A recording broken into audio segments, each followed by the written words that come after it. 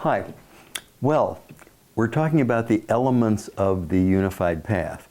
And thus far we've talked about body and mind.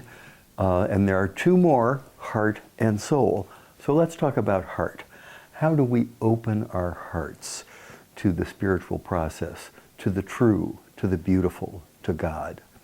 Well, one of the things we can do, and this part of the unified path, is a devotional activity, like a prayer or a worship activity of some kind.